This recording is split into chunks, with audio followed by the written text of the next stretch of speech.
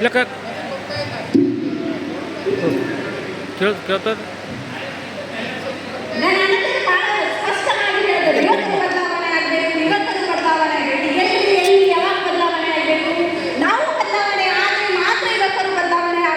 ಅದು ಎಲ್ಲಿ ಬದಲಾವಣೆ ಆಗಬೇಕು? ನಮ್ಮಿಂದಲೇ, ನಮ್ಮ ಮಕ್ಕಳಿಂದಲೇ ಬದಲಾವಣೆ ಆಗಬೇಕು. ಹಿರಿಯರು ಹಾಕಿಕೊಟ್ಟ ಮಾರ್ಗಗಳನ್ನು ನಾವು ಏನು ಮಾಡಬೇಕು?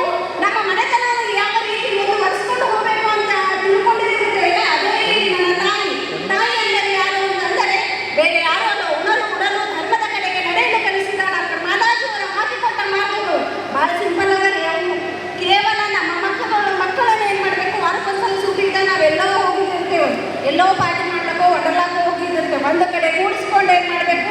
ಅಥವಾ ಯಾಕೋ ಮನೆಗೆ ಒಂದು ಕಡೆ ಎಲ್ಲರೂ ಮಕ್ಕಳನ್ನು ಸೇರಿಸಿ ಪ್ರಾರ್ಥನೆ ನೆನೆಯುವ ಮಾಡಿಕೊಂಡ್ರೆ ಅಲ್ಲಿ ನಾವು ಒಂದು ರೀತಿ ಬದಲಾವಣೆ ಮಾಡ್ತೇವೆ, ಹಣ ವೇಸ್ಟ್ ಮಾಡ್ತಾ ಇದ್ದೇವೆ. ಅದೇ ಆ ಮಕ್ಕಳಲ್ಲಿ ನೆನವು ಪುಸ್ತಕವನ್ನು ಅಥವಾ ಬಸವಣ್ಣನವರ ಬಗ್ಗೆ ಚರ್ಚೆ ಮಾಡ್ತಾ ಹೋದಂತ ನಾವೇನು ಬದಲಾವಣೆ ಆಗಬಹುದು ಅಂತ ನನ್ನ ಅನಿಸಿಕೆ. ಈಗ ಬರ್ತಡೇ ಪಾರ್ಟಿ ಜೋಶಾಗಿ ಮಾಡ್ತಾ ಇದ್ದೀವಿ, ಸಣ್ಣ ಮಕ್ಕಳು ಮಾಡ್ತಾ ಇದ್ದೀವಿ, ನಾವು ದೊಡ್ಡವರು ಬರ್ತಡೇ ಪಾರ್ಟಿ ಮಾಡ್ಕೊಳ್ತಾ ಇದ್ದೀವಿ. ಆ ಬರ್ತಡೇ ಪಾರ್ಟಿ ಖರ್ಚಾದಷ್ಟು ಏನು ಮಾಡಬೇಕು? ಒಂದು ಕಡೆ ನಿಮ್ಮ ಓಣಿಯಲ್ಲಿರುವಂಥ ಮಕ್ಕಳು ಅಥವಾ ಹಿರಿಯರನ್ನು ಅಥವಾ ಸಂಸ್ಕೃತದಿಂದ ಬಂದಂಥ ಮಕ್ಕಳು ಕೆಲವರವ ಆ ಸಂಸ್ಕೃತದಿಂದ ಕೆಲವು ಮಕ್ಕಳು ಕೂಡ ಒಂದು ಕಡೆ ಕೂಡಿಸಿ ಬಸವಣ್ಣನವರ ಮಾರ್ಗಗಳು ಅಥವಾ ನೆನವನ್ನು ಹೇಳಿಕೊಡ್ಬೇಕು. ಅಥವಾ ನಮ್ಮ ಮಾತಾಜಿ ಅಂತ ಹಾಕಿಕೊಟ್ಟ ಪುಸ್ತಕಗಳನ್ನು ಅವರಿಗೆ ಗಿಫ್ಟ್ ಹಾಕಿದ್ರೆ ಒಳ್ಳೆಯದಾಗಬಹುದು ಅಂತ ನನ್ನ ಅನಿಸಿಕೆ.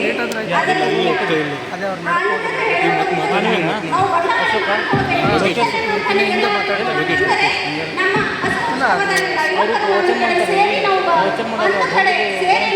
ಚಿಂತನೆ ಮಂಥನೆ ಮಾಡಿ ನಾವು ಮುಂದಿನ ಪೀಳಿಗೆಗೆ ಏನು ಕೊಡಬಹುದು ಅಥವಾ ಹಿರಿಯರ ಮಾರ್ಗದರ್ಶನದಲ್ಲಿ ನಾವು ನಡಿಬಹುದು ಅಂತ